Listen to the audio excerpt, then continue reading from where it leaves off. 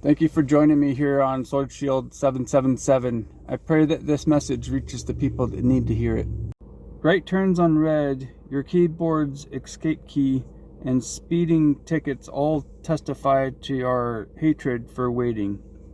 More often than not, when we hear "please wait," we want to say "no thank you." We are often asked to wait and are often not good at complying. It's small wonder then that Abram and Sarai stopped waiting for God. We see their faith weaken and fail when Sarai and Abram agree to bring Hagar into the process of starting a family. As a result, Ishmael is born. Despite Abram and Sarai's impulsive decision, God reaffirms his promise and establishes the covenant of circumcision, a permanent sign of his relationship with Abram's descendants. Watch for other lessons on patience, trusting God to do what he promises, and not to take matters into your own hands. Abram and Sarai had trouble believing God's promise and began thinking up creative ways to manipulate events and have a child. Genesis chapter 16, verse 1 through 3.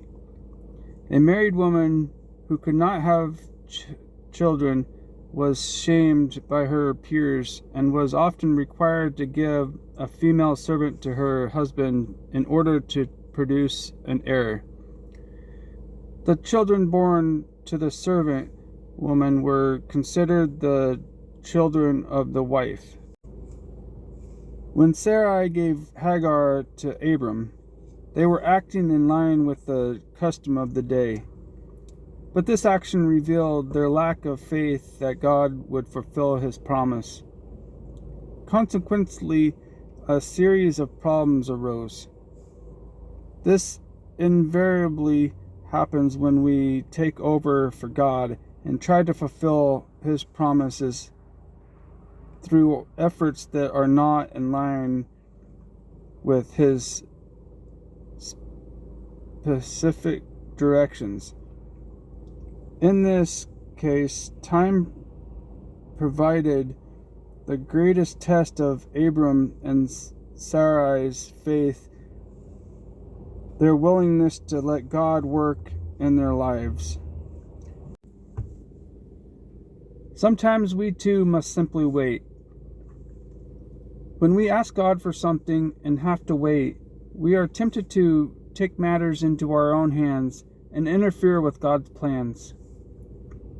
Do your continual prayers seem to go unanswered? Do you feel yourself getting impatient with God as you wait for him to fulfill his promise and meet your need? Consider what God might be teaching you in the process. Obey God and trust him for the outcome. Genesis chapter 15, verse 1.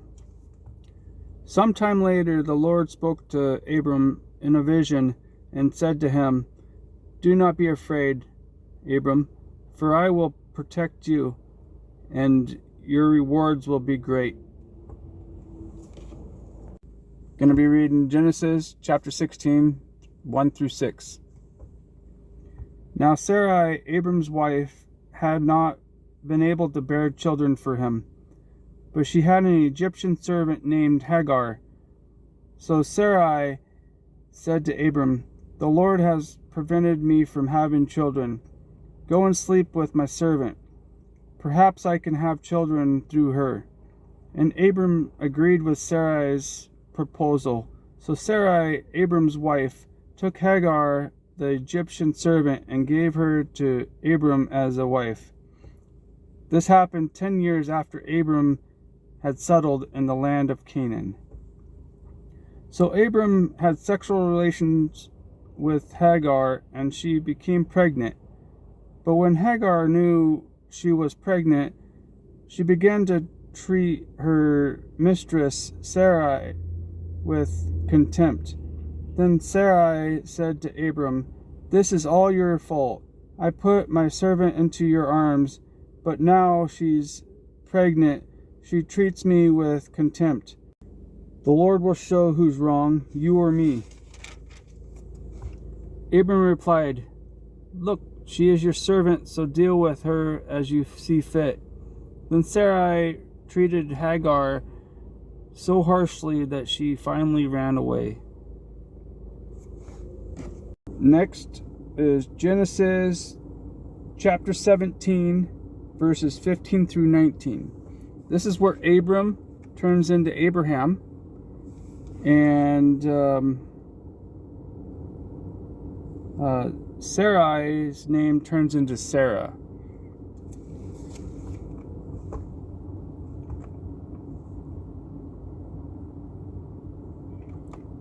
Then God said to Abraham regarding Sarai, "Your wife, her name will no longer be Sarai. From now on, her name will be Sarah. And I will bless her and give you a son from her. Yes, I will bless her richly, and she will become the mother of many nations. Kings of nations will be among her descendants." Then Abraham bowed down to the ground, but he laughed to himself in disbelief. "How can I become a father at the age of 100? He thought. "And how can Sarah have a baby when she is 90 years old?" So Abraham said to God, "May Ishmael live under your special blessing." But God replied, "No, Sarah, your wife, will give birth to a son for you. You will name him Isaac, and I will confirm my covenant with him and his descendants as an everlasting covenant." Going to be reading Genesis chapter 17, verse 27. Along with all the other men and boys of the household, whether they were born there or brought as servants, all were circumcised with him. He ran to meet them and welcomed them, bowing low to the ground.